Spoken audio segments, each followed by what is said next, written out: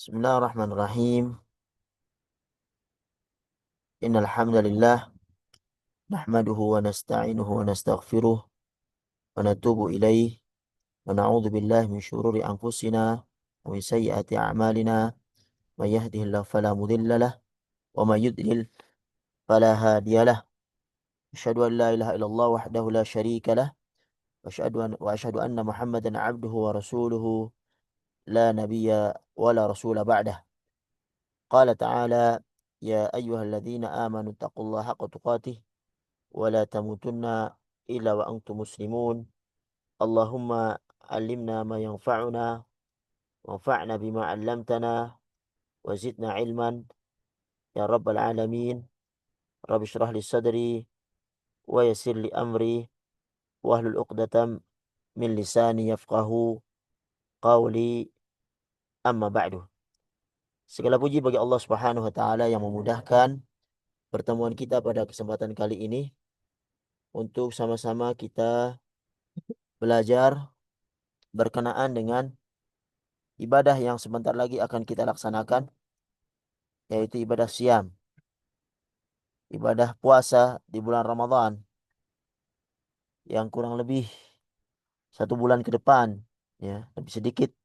Insyaallah kita akan memasukinya, sehingga perlu kita sama-sama mengilmui ibadah yang akan kita laksanakan. Dalam hal ini, kita akan sama-sama membahas berkenaan dengan kitab siam,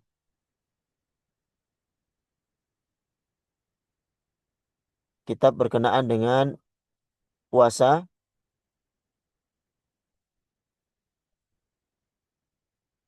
di bulan Ramadan.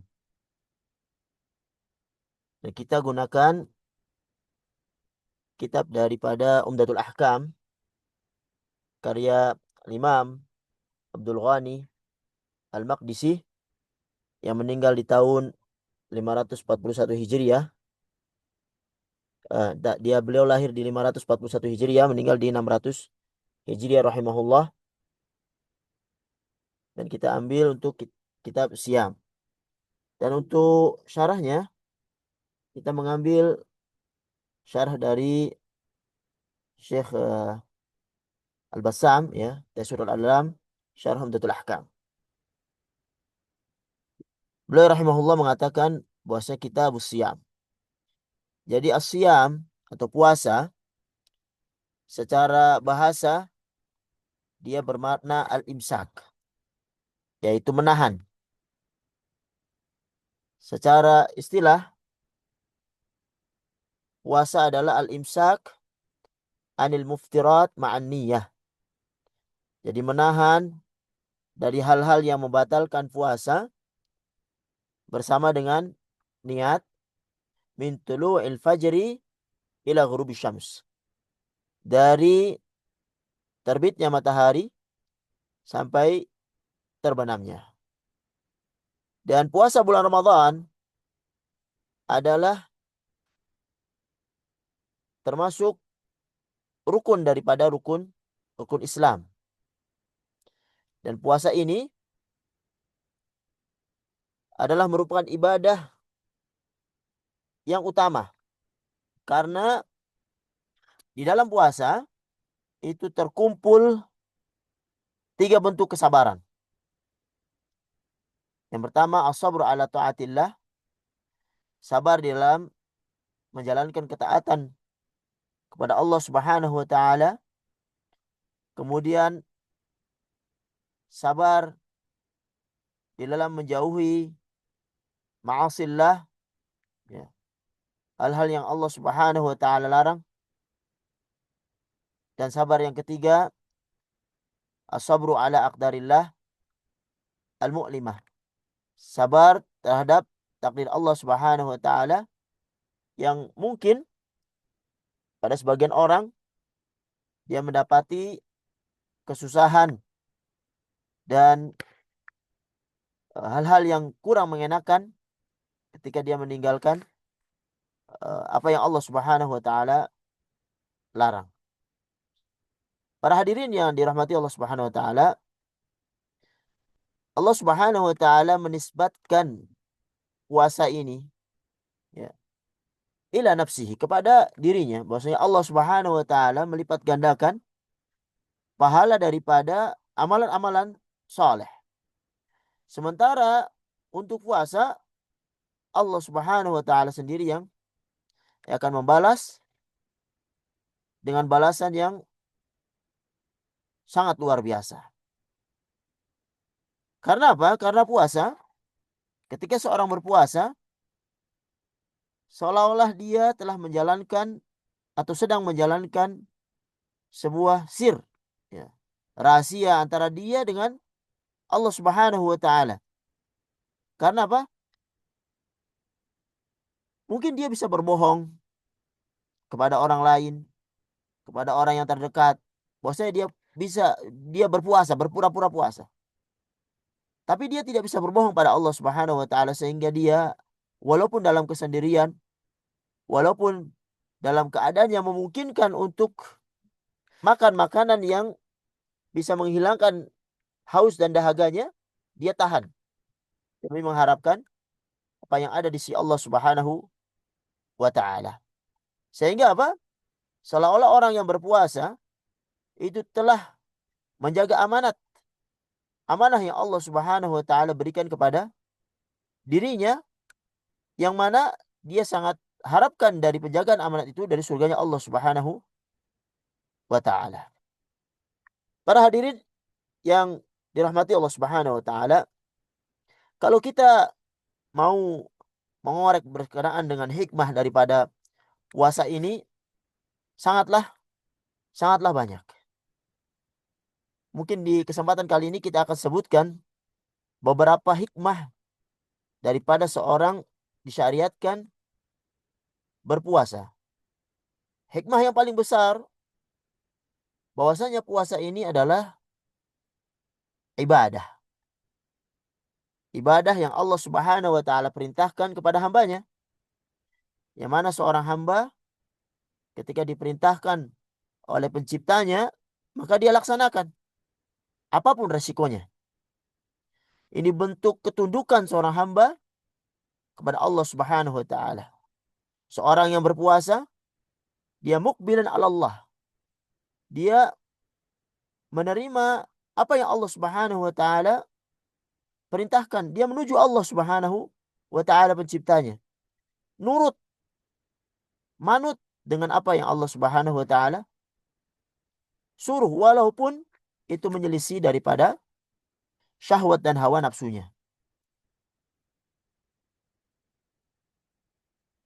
Berpuasa juga mempunyai hikmah berkenaan dengan orang-orang yang ada di sekeliling kita, yang Allah Subhanahu wa taala uji dengan kefakiran. Orang-orang yang lemah, orang-orang yang mungkin tidak bisa mendapatkan makanan untuk setiap harinya. Sehingga apa? Seorang yang berpuasa akan timbul rasa syukur kepada Allah Subhanahu wa taala yang pertama. Karena ketika orang-orang mendapatkan kesusahan di dalam hal makanan, tapi Allah Subhanahu wa taala memberikan dia rezeki yang memungkinkan dia bertahan untuk hidup, untuk dirinya dan untuk keluarganya. Dia bersyukur pada Allah Subhanahu wa taala dalam hal ini. Sehingga apa? Timbul di dirinya dari rasa syukur ini ibadah-ibadah yang lain. Ibadah yang berhubungan dengan masyarakat, ya, dengan membagikan daripada amanah harta yang Allah titipkan. Kalau dia berharta, atau kalau Allah Subhanahu wa taala berikan kesehatan, maka akan ringan tangannya untuk membantu saudaranya. Ya. Allah Subhanahu wa taala berikan dia lisan, sehingga dia bersyukur dengan berkata kepada saudara-saudaranya dengan perkataan yang baik dan membuat mereka ridha, tidak menyakiti mereka. Bahkan berpuasa menjauhkan seorang dari riya, ingin dilihat. Karena dengannya dia ikhlas dalam beribadah, tidak mengharapkan apa yang ada di sisi manusia.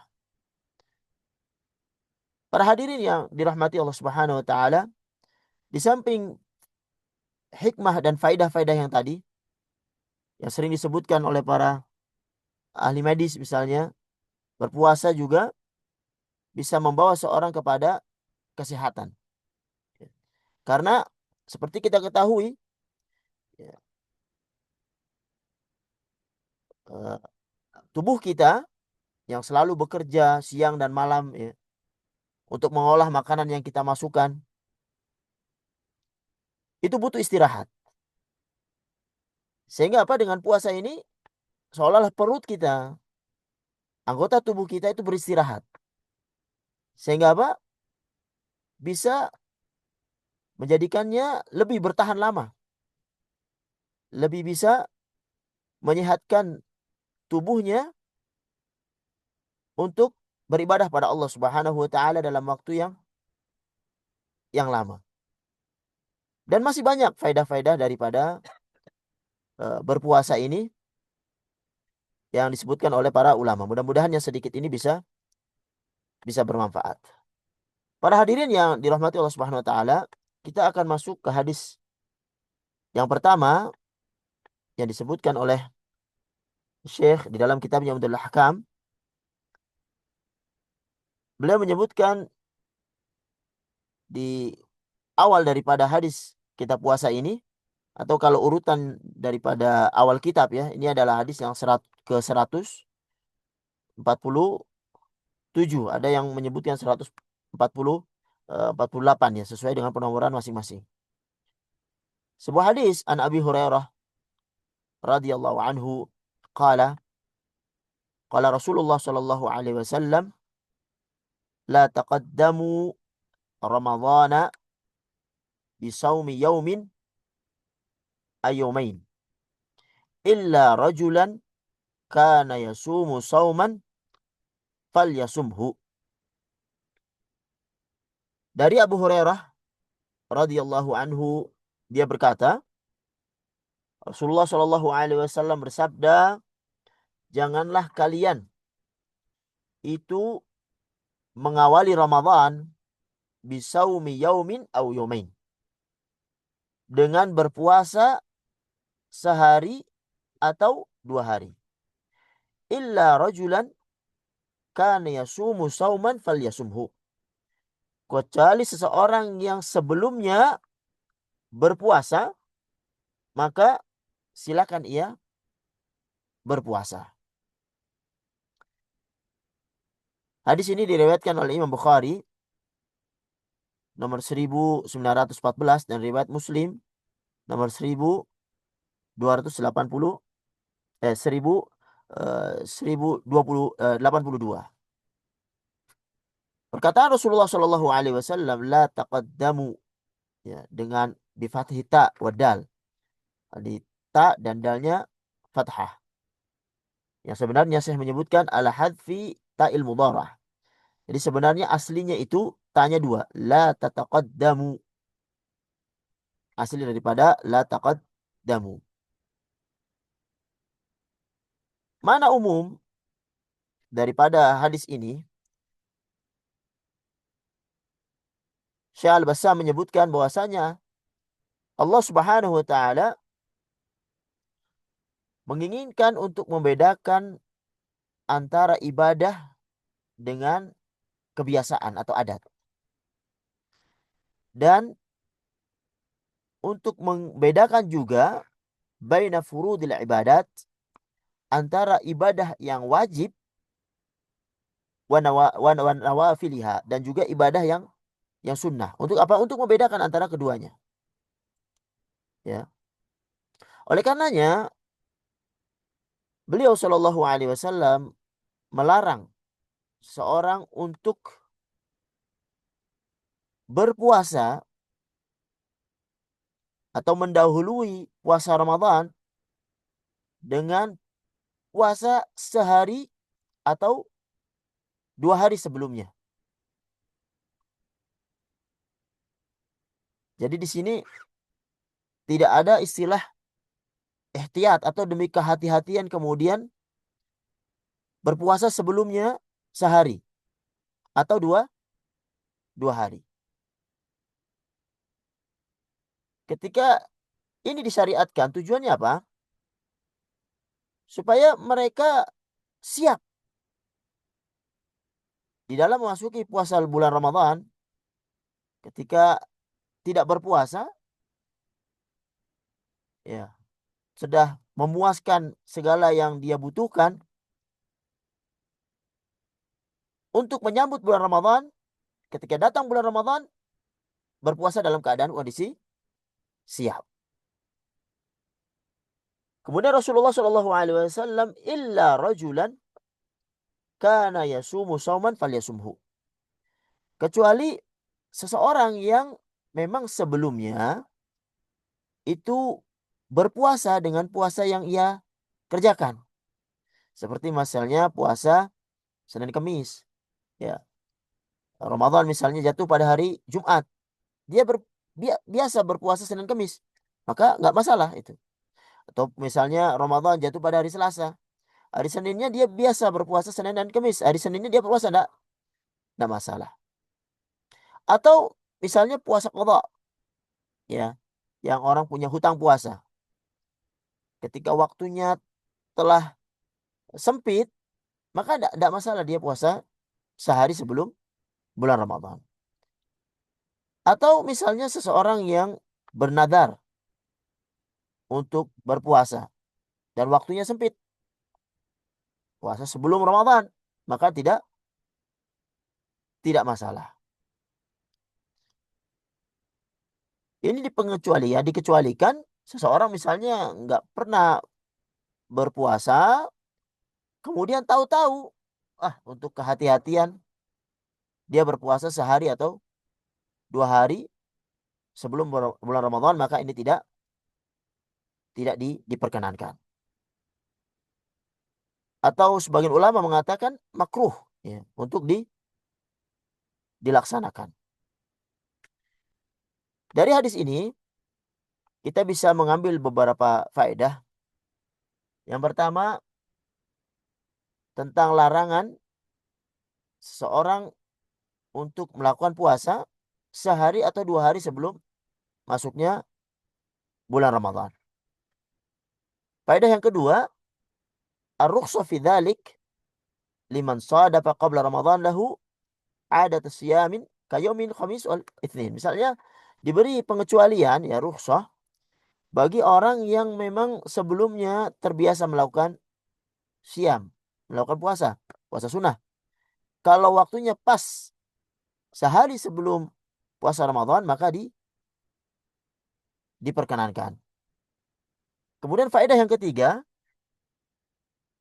min hikmati dzalik, hikmah daripada itu semuanya, wallahu alam, untuk tamyiz faraid al-ibadat min nawafiliha, untuk membedakan antara puasa Ramadan yang memang wajib dan puasa lainnya yang sunnah. Dari hikmah yang lain, istidad li Ramadan binasyat. Ya.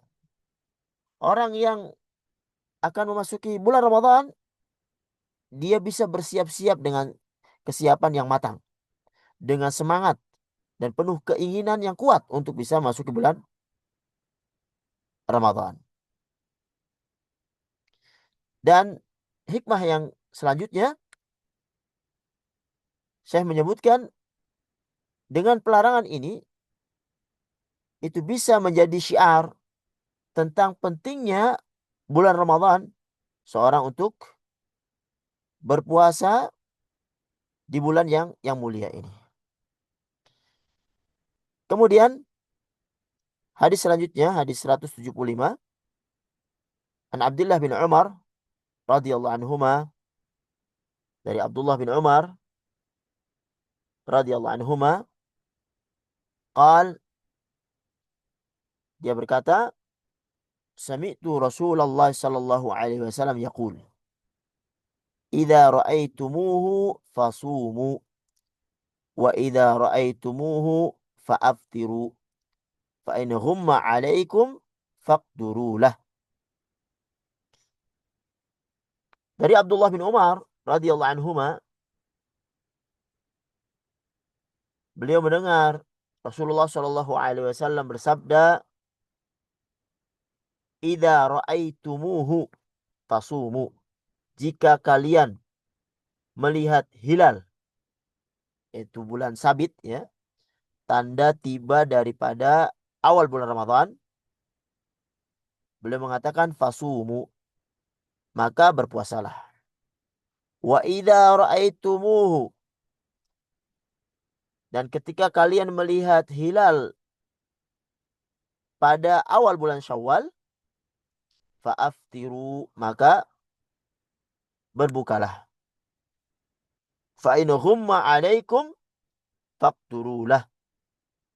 Jika kalian terhalangi dari melihatnya dikarenakan mendung, faqdurulah, maka hitunglah ya, atau sempurnakanlah bulan Sya'ban itu menjadi 30 hari. Hadis riwayat Al-Bukhari nomor 1906 dan Muslim nomor 1080. Para hadirin yang dirahmati Allah Subhanahu wa taala, di hadis ini Rasulullah Shallallahu alaihi wasallam memberikan wejangan kepada kita, ilmu kepada kita berkenaan dengan kapan bulan Ramadan itu masuk dan kapan bulan Ramadan itu berakhir. Dan agama kita, agama Islam, membangun suatu hal itu dengan yakin. Ketika seorang telah yakin datangnya hilal bulan sabit awal daripada bulan Ramadan, maka dia masuk bulan itu untuk berpuasa. Syekh menyebutkan wa min dzalika anal asla baqo Sya'ban. Ya. Asal daripada bulan sebelum bulan Ramadan adalah Sya'ban.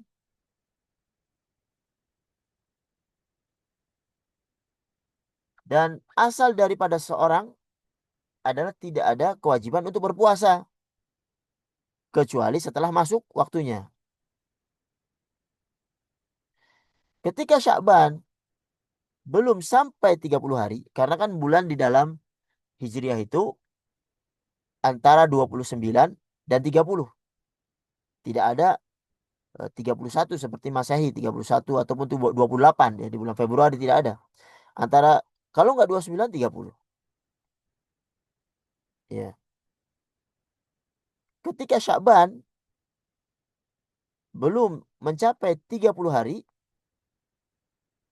ya, maka tidak ada kewajiban seorang untuk berpuasa ketika dia tidak melihat hilal bulan sabit. Kalau Sya'ban, kita yakinnya kan Sya'ban itu 30 hari. Pasti kalau Sya'ban udah 30 hari, pasti besoknya adalah bulan Ramadan. Tetapi ketika hilal Ramadan itu terlihat satu hari sebelum itu, ya, dengan penglihatan yang jelas oleh ahli ilmu, orang yang menguasai dalam bidangnya, dan disumpah bahwasanya dia telah melihatnya, maka masuknya bulan Ramadan dan bulan Sya'ban dijadikan 29 hari.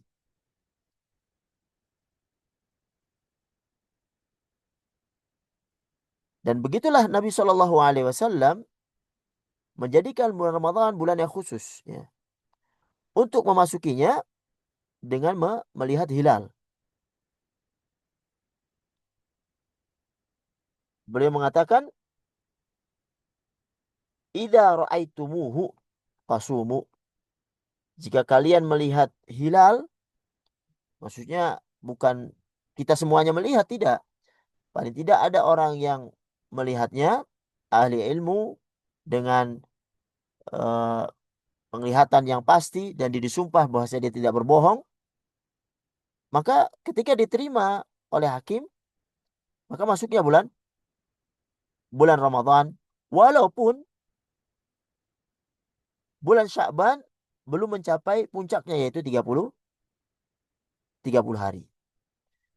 Begitupun penetapan untuk akhir Ramadan. Beliau menyebutkan,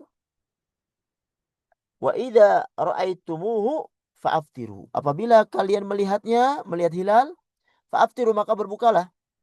Selesailah dari berpuasa bulan Ramadan.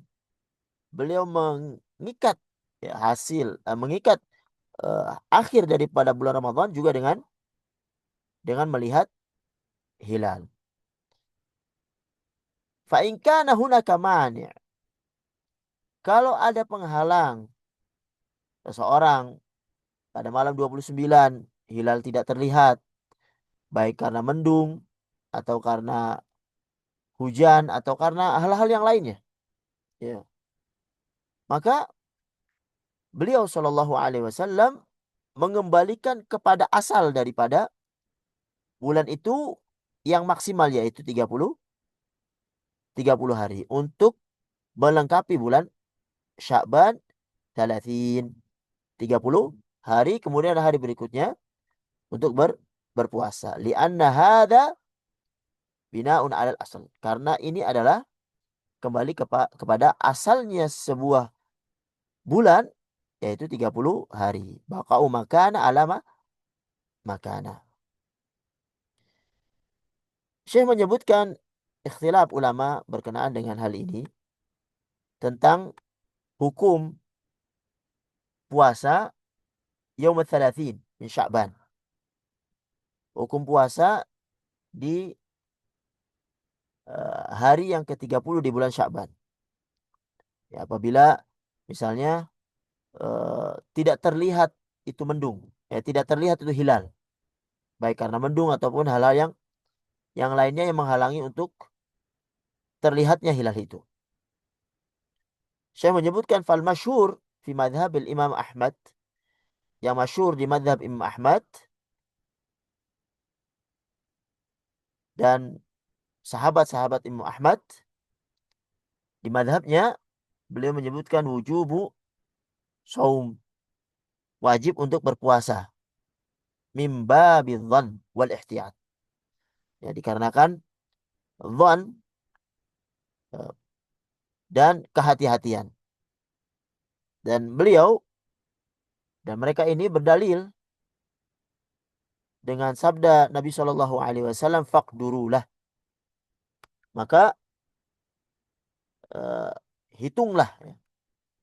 Atau ada yang mengatakan faqdurulah doyiku, ya. Ya, di apa namanya, dijadikan bulan Syaban itu 29. Jadi tanggal 30-nya seolah-olah ihtiyat untuk masuk bulan Ramadan untuk berpuasa. Ya. Jadi kalimat faqdurulah, ya, hadis Rasulullah Shallallahu Alaihi Wasallam ini mereka memaknainya dengan doyiku ala Sya'ban. Faqaddiruhu 29 yauman. Jadi faqdurulah, jadi Sya'ban itu jadikan 29 hari. Jadikan 29 hari, hari ke-30-nya itu ihtiyat untuk berpuasa. Wa hadhihi riwayah anil Imam Ahmad minal mufradat. Yani mufradat khusus yang disampaikan oleh Imam Ahmad. Begitu juga Abu Hurairah, Ibnu Umar, Aisyah wa Asma. Sementara jumhur ulama, termasuk di dalamnya al-a'imah ats-tsalatsa, Abu Hanifah, Malik, dan Syafi'i, mereka mengatakan annahu la yajib shaumuhu. Jadi tidak wajib untuk berpuasa. Kalau ya, seandainya dia berpuasa karena ihtiyat tadi, lam yujzi'hu, tidak mencukupi. Maksudnya tidak sah puasanya di bulan dari ke-30 itu. Pendapat jumhur ulama dipilih oleh Syekhul Islam Ibnu Taimiyah, dan banyak juga dipilih oleh ulama yang belakangan ini. Berkata Sahibul Furu', ya kitab Furu', beliau mengatakan lam ajid, saya tidak menemukan dari Imam Ahmad yang mengatakan sharihul wujub, yang mengatakan bahwasanya wajib untuk berpuasa di hari yang ke-30.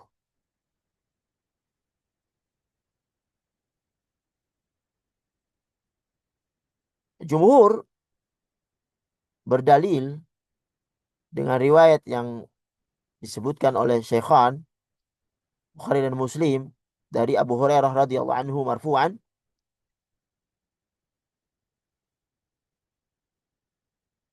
yaitu hadis Nabi Shallallahu alaihi wasallam yang menyebutkan sumu li ru'yatihi, berpuasalah kalian karena melihatnya, wa aftiru li ru'yatihi, kemudian berbukalah kalian ketika kalian melihatnya, fa in ghumma alaikum, apabila kalian terhalang untuk melihat hilal itu karena mendung dan segala macamnya, fa akmilu iddata Sya'ban 30 yauman, maka lengkapilah bilangan hari di bulan Sya'ban itu 30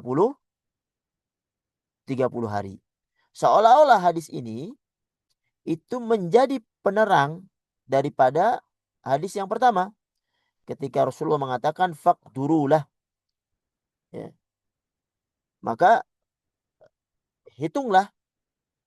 Seolah ditafsirkan dengan hadis ini fa'akmilu iddata Sya'ban 30 yauman, lengkapilah bulan Sya'ban, hitungannya menjadi 30 hari. Jadi mereka ini memaknai faqdurulah, yakni qaddiru hisabahu bija'li Sya'ban 30 yauman.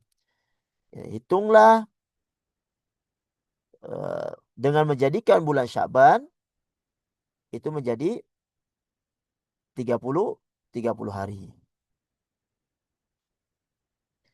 Para hadirin yang dirahmati Allah Subhanahu wa taala, ada khilaf yang lain ya yang sering ini terjadi di kita, yaitu khilaf yang disebutkan oleh Syekh berkenaan bagaimana jika uh, kalau hilal itu dilihat di suatu negara, apakah wajib manusia untuk berpuasa dikarenakan penglihatan suatu negara atau tidak? Nah, ini khilaf yang luar biasa uh, kuat ya, yang terjadi dan wakil terjadi di negara kita juga.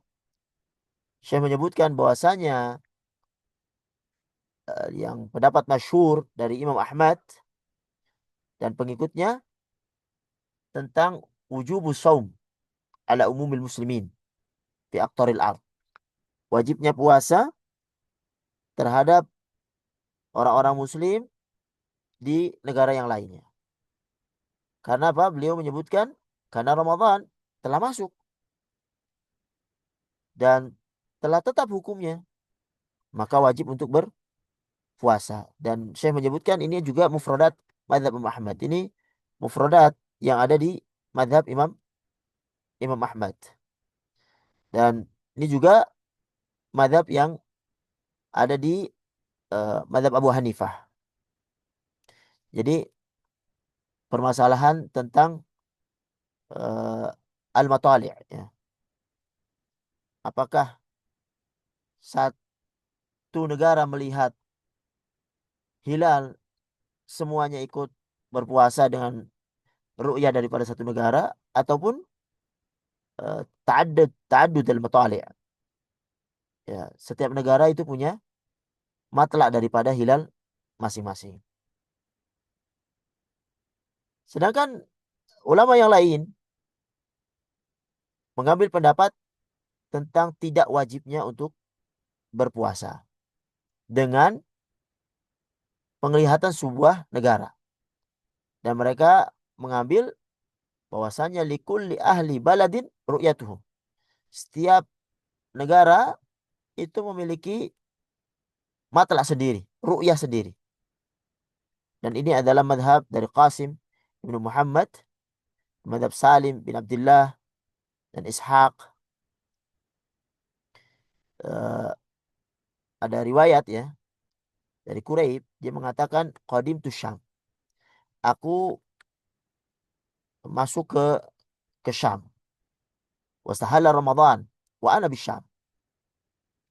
Masuk bulan Ramadan, saya ada di Syam. Ya. Kemudian beliau mengatakan fara'ainal hilal lailatul Jum'ah. Dia melihat hilal itu malam Jumat. Jadi Jumat puasa. Tsumma qadimtul Madinah. Kemudian dia balik ya untuk masuk ke kota Madinah fi akhir syahr, di akhir bulan.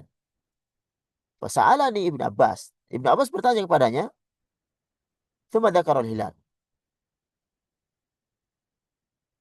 Kemudian dia mengatakan, mata ra'aitum hilal. Kapan engkau melihat mereka itu melihat hilal? Fa akhbartuhu, aku katakan kepada beliau bahwasanya dia melihat hilal Lailatul Jum'ah, malam Jumat. Sedangkan Ibnu Abbas di Madinah mengatakan lakinna ra'aina Lailatul Sabt. Kita di Madinah itu melihat hilal uh, malam Sabtu. Fala nazalu nasumu hatta nukmina 30 aw narahu. Kami tetap akan berpuasa sampai 30 hari kecuali setelah melihat hilal. Kemudian Quraib bertanya kepada Abbas, "Ala taktafi bi ru'yati Muawiyah wasyami?" Apakah tidak cukup dengan ru'yanya Muawiyah yang ada di Syam dan puasanya mereka? Maka Ibnu Abbas menjawab, "La, hakada amarana Rasulullah sallallahu alaihi wasallam." Tidak, seperti itulah yang Rasulullah sallallahu alaihi wasallam perintahkan kepada kami. Hadis riwayat Muslim. Pendapat ini, pendapat yang mengatakan bahwasanya setiap negara itu punya matla untuk melihat hilal sendiri-sendiri, pendapat yang diambil oleh mazhab Syafi'i. Pendapat yang masyhur bahwasanya idza ikhtalafat al-matali', jika jika matla itu berbeda-beda, makanya setiap kaum itu disesuaikan dengan hilal yang ia lihat pada saat itu untuk menentukan kapan dia berpuasa. Dan ini juga pendapat yang dipilih oleh Syekhul Islam Ibnu Taimiyah dan disebutkan oleh Syekh Muhammad bin Abdul Wahhab di kitabnya Al-Adhab Az-Zalal fi Mabahith Ru'yatil Hilal. Bahwasanya annahu idza kana al-bu'du baina baladain, beliau bahkan menyebutkan apabila jarak antara dua negara itu kurang daripada 2262 kilometer, maka hilalnya satu. Apabila lebih dari itu maka hilalnya sendiri-sendiri. Wallahu a'lam. Dari hadis ini kita bisa mengambil beberapa faedah bahwasanya puasa bulan Ramadan itu dilaksanakan ketika seseorang itu melihat hilal atau sebagian dari mereka melihat hilal. Makanya Ibnu Daqiq Al-Aid ya, menyebutkan berkenaan dengan hisabat ya, apa yang dilihat di eh, penghitungan apa namanya bintang-bintang, dia menolak hal ini tentang hisab ya. Bahkan Al-Imam Sun'ani bayana Sun'ani annahu law tawaqqafa al-amr ala hisabihim lam ya'rifu illa qalil minan nas. Kalau seandainya penentuan bulan Ramadan menggunakan hisab, maka akan diketahui hanya sebagian sebagian orang saja. Dan agama kita ini mabniun ala ma ya'riful jamahir. Ya, dibangun berdasarkan apa yang diketahui oleh uh, jamahir. Kemudian faedah yang selanjutnya begitu juga berkenaan dengan al-fitr, ya. Berbuka puasa di akhir bulan Ramadan juga ada sangkut pautnya dengan melihat hilal. Kemudian faedah yang ketiga, apabila tidak terlihat hilal, maka tidak diwajibkan ia berpuasa pada hari itu, pada hari setelahnya. Tetapi melengkapi bulan Sya'ban menjadi 30 hari. Begitu juga ketika akhir daripada bulan Ramadan, ketika tidak dilihat itu hilal bulan Syawal, maka Ramadan itu dilengkapi menjadi 30 hari. Faedah yang keempat, apabila terhalang penglihatan kita dalam melihat hilal dikarenakan mendung atau hal-hal yang lainnya, maka eh, dijadikan Sya'ban menjadi 30 hari. Ya. Jadi dilengkapi, jadi perkataan Rasulullah tadi, fakdurulah itu, yaitu melengkapi bulan Sya'ban menjadi 30 hari. Al-Imam Sun'ani mengatakan, Jumhurul fuqaha wa al-hadith ala anna al-murad min fakdurulah ikmalu iddat Sya'ban 30 yawman. Kama fassaru fi hadithin akhar. Jadi Imam Sun'ani mengatakan bahwasanya jumhur fuqaha ahli fiqih dan juga ahli hadis mengatakan tentang sabda Rasulullah SAW faqdurulah, yaitu dengan melengkapi bulan Sya'ban 30 hari.